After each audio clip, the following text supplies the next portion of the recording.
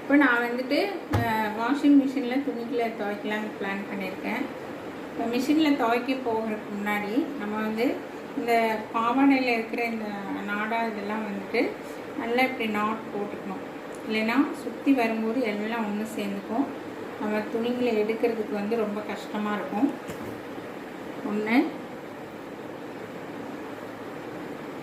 சாரியில் இப்படி நல்லா உதறி போடணும். அப்புறம்